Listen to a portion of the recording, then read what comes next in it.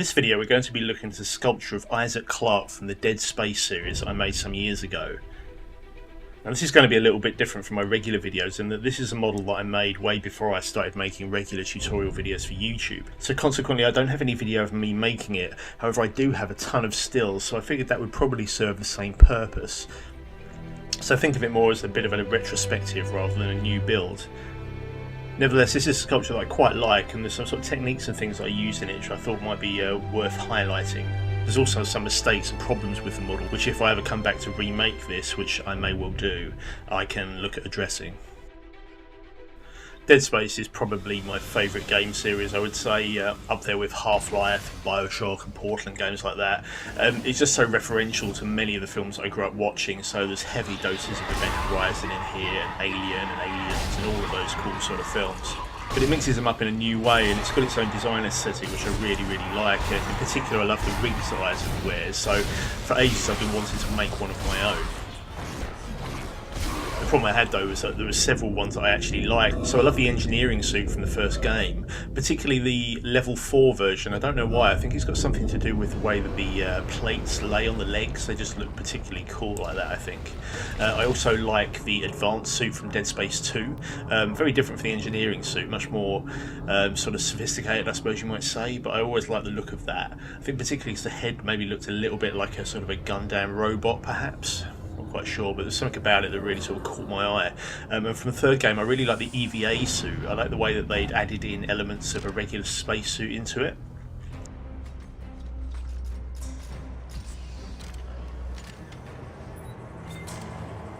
So when I was making my sculpture I wanted to come up with a way of combining elements of all three of these suits into something unique. I mean, the cool thing about Dead Space is because Isaac changes his suit pretty regularly and there are loads of different types, you've sort of got free reign to make your own if you want to. As long as you keep some of the common design elements in place, it should look like it has a place in the game. So keeping the visor type look for the helmet, the sort of chest monitor thing that he has, also the health bar and the stasis unit on the back are all sort of elements I think you need to include if you want this to look like a Dead Space rig. He also always seems to have quite bulky boots, so I think that's something else that you need to include as well. So keeping those things in mind, I was sort of able to come up with my own version of the rig. As you can see, there's lots and lots of detail on here which I've created in a variety of different ways, and I'll go into how I did all of this as we go through the video. As you can see here, I also made a background for the model as well. I don't have this anymore unfortunately, it was quite large so I didn't really have anywhere to store it, but this was just made out of MDF wood, the 2mm stuff, which is quite easy to cut. Some PVC pipes, some packaging materials. I think some of these sort of panel detailing are shaped plastic that I think it was a hard drive or a graphics card or something came in. Anyway, they had quite a cool shape, so I hung onto them and glued them on to create some mechanical detailing. As you can see, I used the background to create some stills of the model. I was sort of thinking that these perhaps might have been from a Dead Space film, and that's why they've got a sort of a widescreen look to them.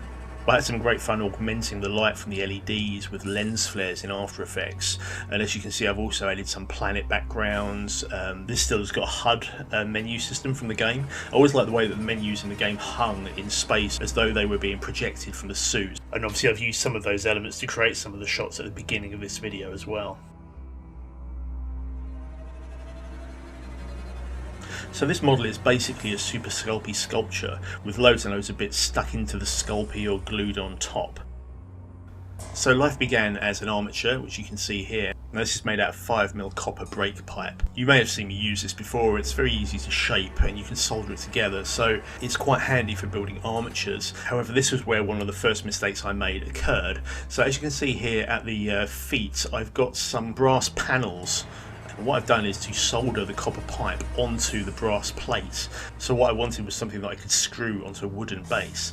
As you can see here, I've soldered the copper to the brass, but that's all I've done. Now at the time I was quite new to soldering copper and brass, and the joints seemed pretty strong, so I figured that that would be enough to hold the weight of the sculpture.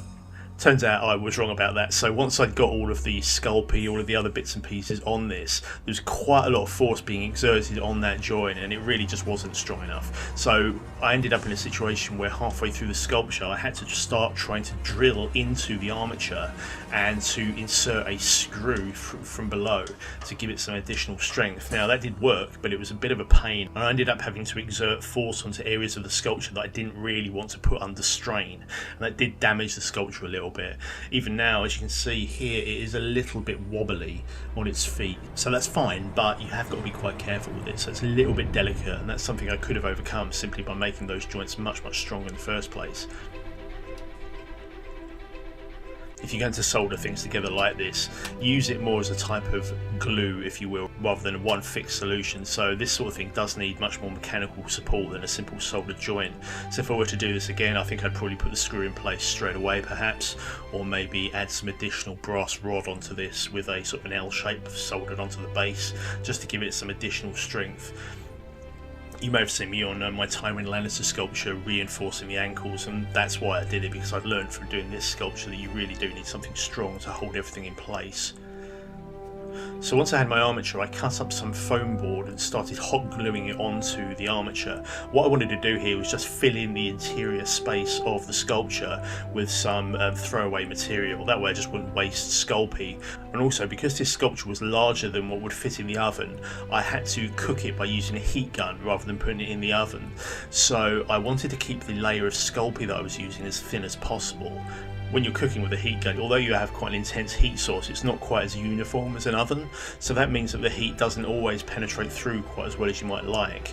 That can mean that they remain uncooked and soft, so it's a bit of a problem. What ended up here was a hard exterior but a soft interior, and that led to some of the sculpey and the sculpture cracking, which obviously wasn't that desirable. So here's the beginning of the sculpture, and as you can see, I've just shaped out the basic form using sculpey. I've also pressed in some metal components and plastic bits and pieces into the sculpey. I was doing this not thinking that they were necessarily going to be the final pieces, but really just to help guide me as I sculpted.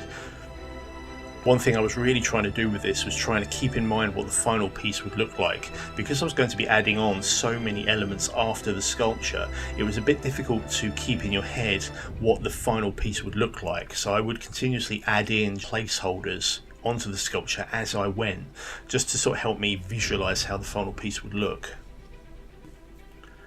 So as you can see here, I'm working on the legs and I'm adding additional detail in.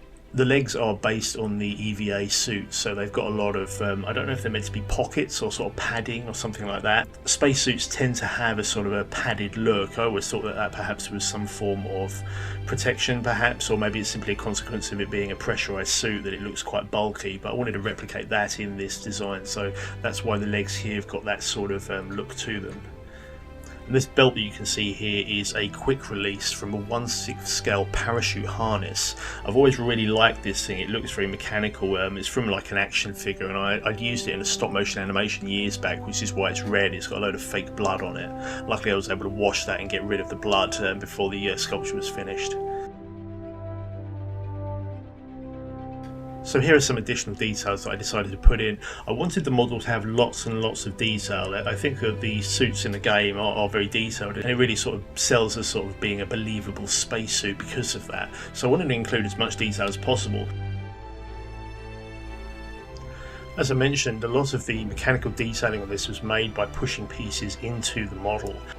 One technique I used was to actually make a mould of some of these so I could replicate lots and lots of parts. So as you can see here, I've got some pieces around the neck which look like mechanical cut pieces. What they actually are though is cast pieces. I cast them up in something called Jesmonite resin, which seems to be just a type of plaster with PVA glue in it. So I'd made a mould and I was able just to make up lots and lots of these pieces and use them for mechanical detailing throughout the model.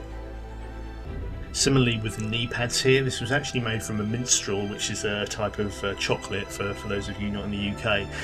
It just happened to have a nice domed shape to it, so I embedded that in some Chavant oil clay, added some little details on the top of it and just cast up for 2 for the knees and 2 for the elbows. So in order to make some of the armour pieces you see on the model, I decided to bend and shape some brass sheet and then solder it together. So I've covered this in previous videos. So this involves using some flux, which is a paste that you put onto the metal pieces. Where you put the flux is where the solder will stick. And then just use a small blowtorch and some solder to attach the pieces together. Now when you're soldering such small pieces, one thing that you do have to bear in mind is where the heat is flowing to. What you can do is attach a few pieces together, try and solder another joint, the whole piece will heat up, your solder will melt and it'll all fall apart. So as you can see here, I've got some metal clamps that I'm holding the various pieces together with. What they're also doing though is serving as a heat sink, so they're keeping the solder joints that they're nearby slightly cooler than the one I was working on. And that allowed me to solder these small pieces together without the whole thing falling apart when I heated it up. I also used the same technique for the chest mounted unit. As you can see, I've just made a sort of a small hemisphere shape there. That sort of serves as the basis for the main unit, and I've attached a load of plastic bits and pieces to it as well. I've also soldered some pieces together for the backpack as well. This went through several different iterations as I tried to get the right piece, but those soldered pieces always remained. So for the health bar I needed something that would glow, and what I found was this optical cable. Unfortunately I can't remember the name of the website that I got it from, but it's not fibre optic cable as such. It's described as side emitting cable, so the idea is that you put a light at one end and the light will come from the side. So I guess the light's just scattered within the tube and that allows it to come out the side. Anyway, this was really the effect I was looking for, so that looks pretty convincing. So as you can see, I'm starting to block out how I want the helmet to look. And as I mentioned, this is going to have elements of the advanced suit, the EVA suit and the engineering suit in it. So it took me a bit of experimentation to find out which elements would work together and which ones I wanted to include. So what I did initially was just to make some pieces out of cardboard and stick them on to get an idea of how this could look. The main piece of the helmet is actually made from a bottle top from a deodorant, and as you can see I've glued on some additional pieces of plastic and I've filled in gaps using white milliput, which is a type of epoxy. It dries very hard but you can sand it down afterwards, so this was quite a good technique of getting those sort of mechanical shapes that flow into one another. The only other way I could think of doing this perhaps might be 3D printing, which is something I don't really do, so this was quite a good way of getting those shapes. So here's the sort of basic design that I settled on. It's got the sort of prominent forehead that the advanced suit has from Dead Space 2, but it's also got the sort of flat face that the engineering suit has, but a similar visor design to Dead Space 2. And as you can see, I've got some more soldered brass pieces here as well.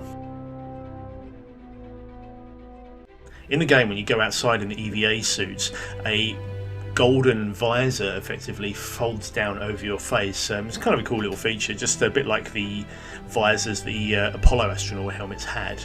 So I quite like that little detail, so I wanted to sort of imply that perhaps this mask might have something similar. So these brass panels on the forehead are separate pieces, and I suppose I just thought that might imply that they could come down over the face in some way to replicate that type of idea. So I think that kind of works as an amalgam of all three designs. And here's the beginning of the plasma cutter, and as you can see there's more soldered brass in here, and I've also added on bits of cut styrene plastic, and in fact that's how I made the handle. That's just several pieces of plastic put together and then sanded smooth. As you can see, I've also got some wiring in here so the head will actually swivel as it does in the game. So here's the plasma cutter looking a little bit more complete. Now, as you can see, there's lots of soldered brass here as well, plenty of pieces of plastic, but this small mechanical detailing you can see is actually pieces from watches. So I'm into steampunk, as you may know, and I have boxes and boxes of watch parts and cogs and things like that. The tiny pieces from watches are actually really useful here, so I was able to just glue those onto the surface, and they added lots of really cool looking mechanical detail.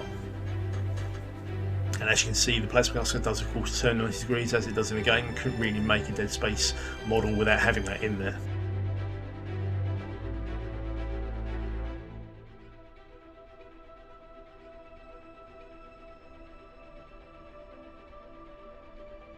So that's pretty much it for the video. I hope this has proved useful if you're planning on making your own sculpture, or just interesting if you're a Dead Space fan like me. As I mentioned, there are one or two problems with the sculpture, so this probably won't be the last Dead Space sculpture that I actually make. If I were to do this again, I might think about maybe making it in two separate pieces so I could put it in the oven. Alternatively, what I am thinking about doing is redoing this entire thing, making it a sculpture that I can make a mould of and cast. That way I can make the whole thing in resin and it'll be much stronger. So that's possibly a way I may reapproach this. So I guess watch this space for future Dead Space projects. But in the meantime, I hope this has proved useful if you are thinking of making your own Dead Space model or any other sculpture generally. And thanks very much for watching, and I'll see you next time.